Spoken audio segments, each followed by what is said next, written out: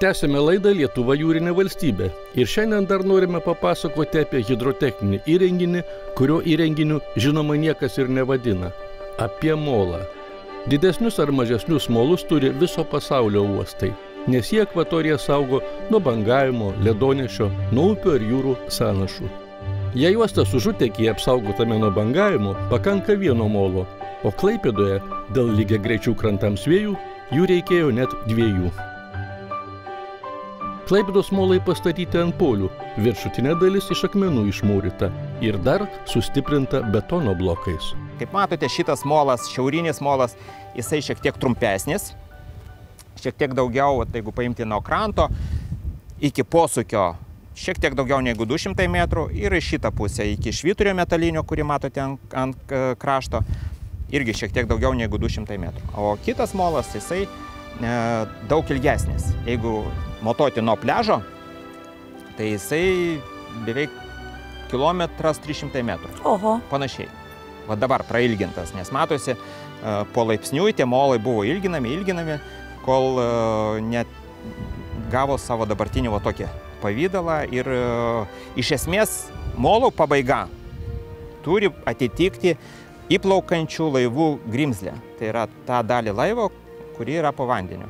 Ir ten va turi būti pabaiga. Molo, kaip sakant, šaknys prasideda nuo kranto, o molo galva ir vieno ir kito, tai čia va molo pabaiga. Tokia yra naujoji molo istorija. Bet galime prisiminti ir senąją. Dėl vėjo, audrų, srovių ir potvynio sąnašų Kopgalio smaigalys nuolat kito. Dėl nuo kopų pustomo smėlio farvateris susikimšdavo ir laikas nuo laiko reikėjo jį gilinti. 1733-aisiais Klaipėdoje buvo pastatytos pirmosios bunos. Na, tokie netobuli hidrotechniniai įrenginiai. Pirmojo molo statyba pradėta 1791-aisiais. 19 ir 20 amžiuje jis buvo nuolat taisomas ir ilginamas.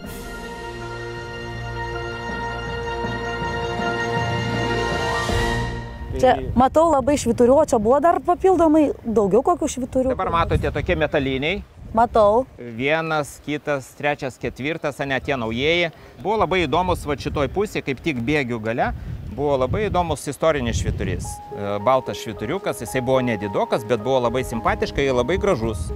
Bet labai gaila, kad jisai neišliko antro pasaulinio karo metu.